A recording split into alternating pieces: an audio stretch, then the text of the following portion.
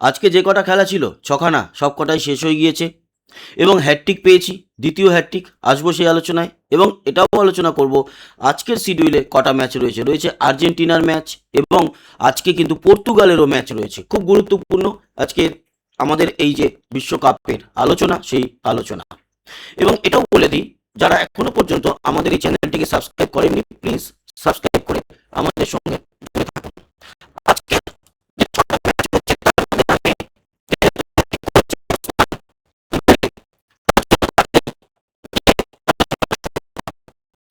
রয়েছে ফ্রান্সের হয়ে এবং এমবাপে কোনো গোল করতে পারেনি, হারিয়েছে নরওয়েকে। ভেবেছিলাম নরওয়ের যে একেবারে সুপারস্টার হালান্ড, সে প্রথম যে ম্যাচ দুটি হয়েছে সেখানে দুটোতেই জোড়া গোল করেছিল, তবে লাস্ট ম্যাচে একেবারে নিষ্প্রভ লেগেছে, কোনো গোল করতে পারেনি সে। তবে হ্যাঁ, একটা গোল নরওয়ে করেছিল। উল্টো দিকে দাঁড়িয়ে ফ্রান্স 4-4টে গোল করে। এমবাপের পা থেকে হয়তো গোল আসেনি, কিন্তু এমবাপে গোল করিয়েছে ওসমানকে দিয়ে, ওসমান দেমবেলে। ম্যাচের 7 মিনিটে, 20 মিনিটে এবং 32 মিনিটে একটি গোল করে। আর গোল করার সুবাদে মেসির পরে এই বিশ্বকাপের দ্বিতীয় হ্যাটট্রিক টেকার কিন্তু হয়ে যায়। ম্যাচের শেষে এমবাপেকে দেখা গিয়েছে দেমবেলেকে কোলে নিয়ে নাচ করতে। এইটা কিন্তু সেই সময়কারই একটি স্থির চিত্র। আর যে বিষয়টা নিয়ে আলোচনা আছে সেটা হচ্ছে ভজিনো। এই যে দেখতেই পাচ্ছেন, এই হচ্ছে ভজিনো, গোলকিপার ক্যাবো ভার্ডের। ভজিনোকে তো পরাস্ত করাই যাচ্ছে না এবং এই ভজিনোর দৌলতে পরপর 3টে ম্যাচ বা গ্রুপ স্টেজের 3টে ম্যাচেই ড্র করে কেপ ভার্ডে বা ক্যাবো ভার্ডে তারা কিন্তু নকআউটে চলে গিয়েছে। আর নকআউটে মুখোমুখি লিওনেল মেসির আর্জেন্টিনার। যদিও দেরি আছে, 4 জুলাই সেই ম্যাচটি হবে। সেটাই হচ্ছে গিয়ে আর্জেন্টিনার এবং ক্যাবো ভার্ডের প্রথম নকআউট ম্যাচ। তো খুব গুরুত্বপূর্ণ এবার ক্যাবো ভার্ডের কাছে, কারণ সামনে আর্জেন্টিনা, ভজিনোর সামনে কিন্তু এবার লিওনেল মেসি। কিন্তু ভজিনো ইতিমধ্যেই 3টে ম্যাচে যে গোলকিপার বা যেরকমভাবে গোলকিপিং করেছে তা দেখে কিন্তু অভিভূত ফুটবল বিশ্ব, এটা বলতেই হয়। চলে আসি বাকি সমস্ত আলোচনায়। মেসিকে নিয়ে আরও একটা আলোচনা রয়েছে, সেটা কি জানেন? এই যে আজকের শিডিউলে লাস্ট ম্যাচ রয়েছে গ্রুপ স্টেজের, সেখানে জর্ডনের সামনে লিওনেল মেসিকে নাকি খেলানো হবে না, বিশ্রাম দেওয়া হবে। এটা একদিক থেকে হয়তো, যেহেতু আরও অনেক বড় টুর্নামেন্ট এরপরে নকআউট শুরু হচ্ছে, তার জন্য বা সেদিক থেকে দেখতে গেলে ভালো। অন্যদিকে মেসি ফ্যানরা বলছে 5খানা গোল করে এই মুহূর্তে মেসি 1 নম্বরে রয়েছে। ফলে এই একটা ম্যাচ জর্ডনের সামনে, সেখানে যদি আরও 2-3টে গোল করে দিতে পারে তাহলে সোনার বুটের দৌড়ে তো মেসি এগিয়ে যাবে। আর যদি নাই খেলে, গোল না করে, অন্য কেউ উঠে এসে মেসিকে টপকে যেতে পারে। সেই সুযোগ হাতছাড়া করতে দেওয়া কি ঠিক হবে? সেটা নিয়ে প্রশ্নচিহ্ন রয়েছে। তো লাস্ট যেটা খবর পাচ্ছি যে মেসি হয়তো পুরো খেলবে না ম্যাচটা জর্ডনের সঙ্গে, কিন্তু কিছুটা সময় মেসিকে হয়তো নামানো হতে পারে। এখন দেখা যাক, কালকে সকাল 8:30 থেকে খেলাটি রয়েছে। বাকি সমস্ত আলোচনায় আসি আমরা, যেই ম্যাচগুলো হয়ে গেল 6খানা, আর যেই ম্যাচগুলো হতে চলেছে আজকের শিডিউলে 6খানা। 3টে করে জোড়া ম্যাচ হবে। এটা হচ্ছে গিয়ে সবসময় গ্রুপ স্টেজের নিয়ম। আজকের যেরকম হয়ে গেছে, গতকালকেও তাই ছিল, এবং যেটা আসছে আজ রাত এবং আগামীকাল সকাল মিলিয়ে সেই শিডিউলেও 3খানা টাইমে ম্যাচ হবে। দুটো টাইমেই বা সবকটা সময় দুটো করে ম্যাচ কিন্তু আমরা দেখতে পারবো। প্রথমেই আসি গতকালকের যে প্রথম ম্যাচটি হয়েছে শিডিউলে, সেই ম্যাচের বা আজ সকাল পর্যন্ত শিডিউলে যে 6টা ম্যাচ, সেই 6টা ম্যাচের দুটো প্রথম যে হয়েছে 1:30 নাগাদ, সেটা ছিল নরওয়ে বনাম ফ্রান্স। সেটা দিয়ে শুরু করলাম এবং 7 মিনিট, 20 মিনিট এবং 32 মিনিটে গোল করেছে ওসমান ডাম্বেলের এই 20 মিনিটের যে গোল, দ্বিতীয় গোলটির পর একটা গোল শোধ করে অবশ্য নরওয়ে, থেলো আসগার্ড। কিন্তু ওই একটা গোলই ব্যাস, ওই পর্যন্তই নরওয়ে যেতে পেরেছে, হালান্ডকে নিষ্প্রভ লেগেছে। অন্যদিকে ডিজায়ার ডাউ, সে কিন্তু 94 মিনিটে একটি গোল করে, রেজাল্ট হয় 4-1। এদিকে যদি আমরা স্ট্যাটস দেখি, তাহলে স্ট্যাটস অনুযায়ী কিন্তু খুব যে কেউ পিছিয়ে আছে, খুব যে কেউ এগিয়ে আছে তা নয়। বল পজিশন 57% হচ্ছে গিয়ে ফ্রান্সের এবং 43% নরওয়ের ছিল। বাকি কর্নার 4টে 5টা, অফসাইড 1টা 2টো, রেড কার্ড নেই, ইয়েলো কার্ড 1টা, ফাউল 9টা, পাস অ্যাকুরেসি 83-90, মোটামুটি ব্যালেন্স ছিল। এই সুবাদে যাই হোক, ফ্রান্স এবং নরওয়ে কিন্তু দুটো দলই পৌঁছে যেরকম গিয়েছে, সেই একই সময় খেলা ছিল সেনেগালের। সেনেগাল ইরাককে হারিয়ে সেনেগালও কিন্তু পৌঁছে গিয়েছে রাউন্ড অফ 32 কিংবা নকআউট স্টেজে। তাহলে এই গ্রুপ থেকে ফ্রান্স, নরওয়ে, সেনেগাল এই 3টে দলই কিন্তু উঠল নকআউটে। সেম ওই সময় যে খেলাটা হয়েছিল সেনেগাল এবং ইরাকের, সেই খেলায় 5-0 গোলে কিন্তু ইরাককে হারিয়ে দিয়েছে সেনেগাল। হাবিব দিয়ারা 4 মিনিটে গোল করে, তারপরে ইসমাইল আসার 56 মিনিটে গোল করে, পাপে গুয়া সে 59 মিনিট ও 71 মিনিটে পরপর দুটি গোল করে, এবং 82 মিনিটে গোল করে লিমান নাদিয়া। উচ্চারণ একটু এদিক ওদিক হতে পারে, মাফ করবেন। তো 5-0 গোলেই ম্যাচটি শেষ হয়েছে। এদিকে যেটা আমরা দেখতে পাচ্ছি, ধারে ভারে সমস্ত দিক থেকে সেনেগাল এগিয়েছিল, সব দিক থেকে এগিয়েছিল।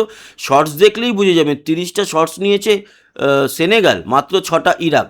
শর্টস অন টার্গেট দেখুন, 12টা হচ্ছে সেনেগাল, 1টা মাত্র ইরাক। বল পজিশন 69%, 31% ইরাক। তো সব মিলিয়ে যেটা দেখা যাচ্ছে, পাস অ্যাকুরেসিতেও 89% সেনেগালে, 70% ইরাক। সব মিলিয়ে এই ম্যাচে এগিয়েছিল প্রথম থেকেই হচ্ছে কি সেনেগাল, আর 5-0 ম্যাচ শেষ হয়েছে। এই গ্রুপটা নিয়ে তো আলোচনা করলামই যখন ফ্রান্স আর নরওয়ের ম্যাচটা নিয়ে আলোচনা করলাম। চলে আসি পরের গ্রুপ এইচ গ্রুপের কাবো ভার্ডের কথা তো বললাম, সৌদি আরবের সঙ্গে কালকে ড্র করেছে। কালকে কেউ কাউকে গোল দিতে পারেনি, এবং কাবো ভার্ডে এই সুবাদে পৌঁছে গিয়েছে পরের রাউন্ডে এই প্রথমবারের জন্য। এই ম্যাচে যদি দেখেন 50-50 ছিল সব কিছু মোটামুটি। যদি শর্টস দেখেন হয়তো বেশি আছে কাবো ভার্ডের।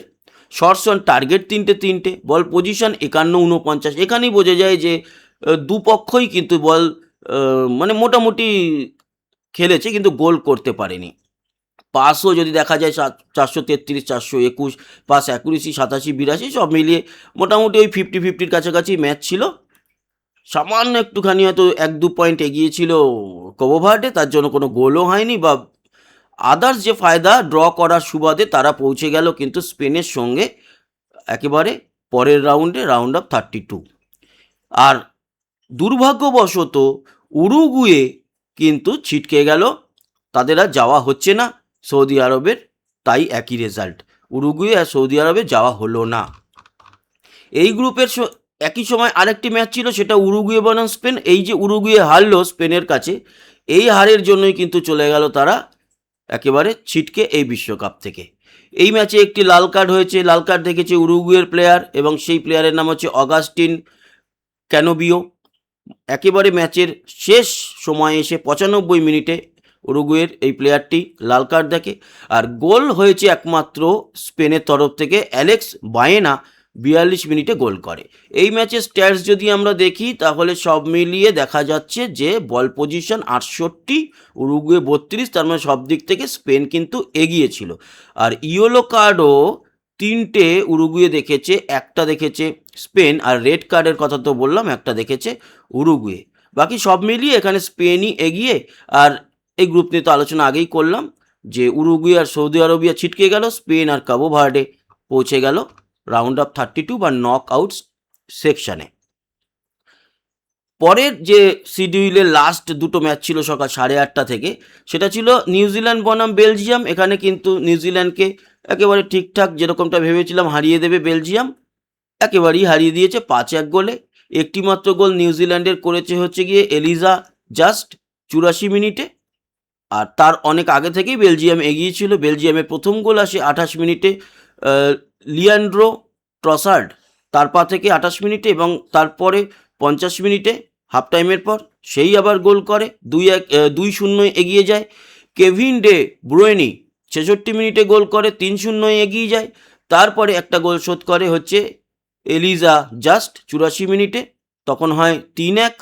3-1-এর পর অবশ্য আর কোনো গোল দিতে পারেনি নিউজিল্যান্ড। বেলজিয়াম আরও দুটো গোল দেয়, রোমেলু লুকাকু 86 মিনিটে লুকাকু গোল দিয়েছে, এবং অ্যালেক্সিস সেলিমিকার্স 94 মিনিটে গোল দিয়েছে।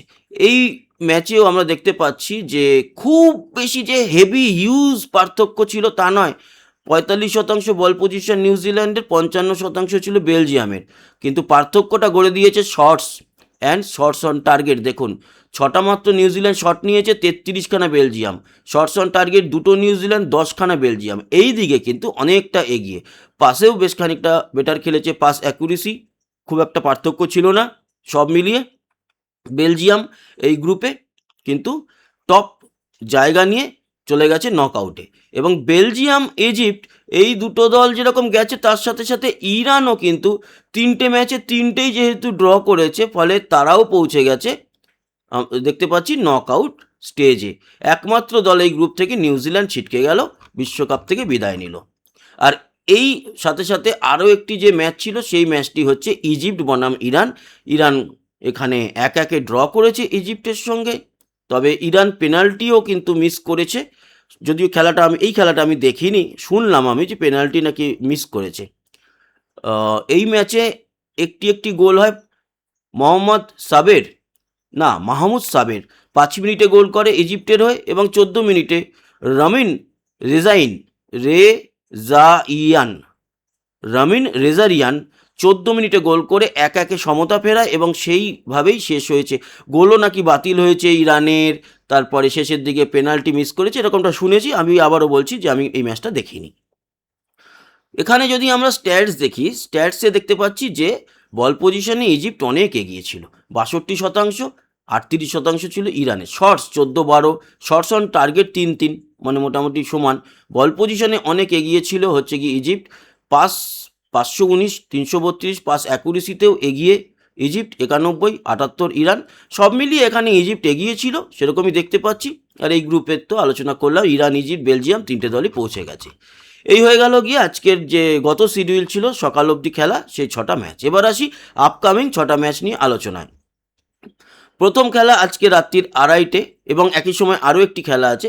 তো পানামা বনাম ইংল্যান্ড, এই ম্যাচটি রাত্রির 2:30টে ভারতীয় সময়। এবং এখানে বলা হচ্ছে পানামার 6% জেতার চান্স, ড্র হওয়ার চান্স 11%, আর ইংল্যান্ডের জেতার চান্স 83%। আজকে আবার হারিকেন জ্বলে ওঠে কিনা সেটাও দেখার।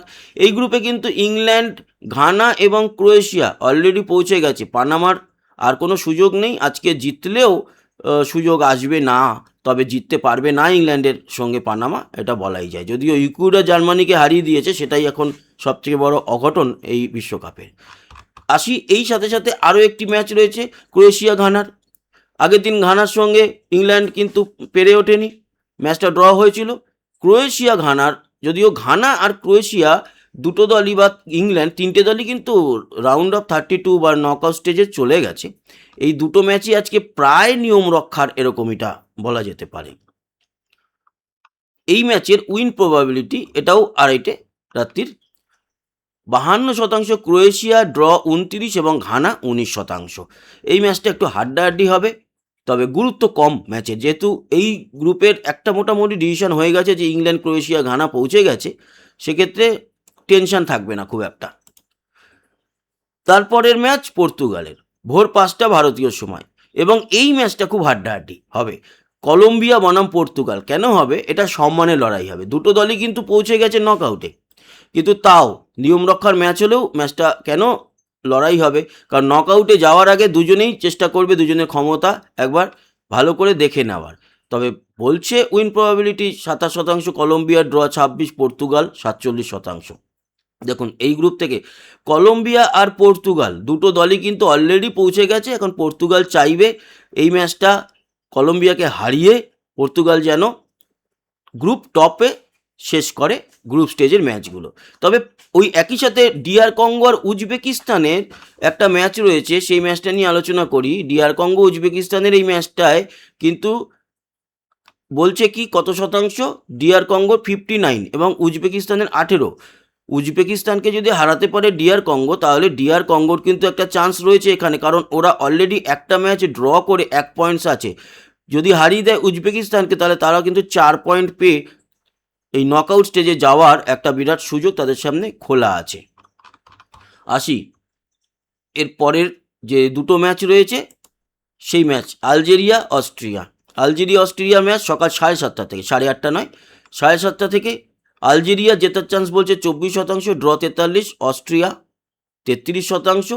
এখানেও কিন্তু আর্জেন্টিনা আর অস্ট্রিয়া এই দুটো দল অলরেডি কোয়ালিফাই করে গেছে নকআউট স্টেজে।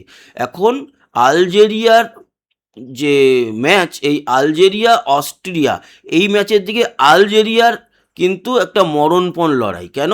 কারণ আলজেরিয়া যদি অস্ট্রিয়াকে হারাতে পারে তবে কিন্তু আলজেরিয়াও চলে যেতে পারে পরের স্টেজে। ফলে আজকে আলজেরিয়া জান লাগিয়ে দেবে এরকমটা আশা করছি। এখনও পর্যন্ত আলজেরিয়ার পাশে কিন্তু ব্লু টিক আসেনি, ফলে তারা নকআউটে যায়নি।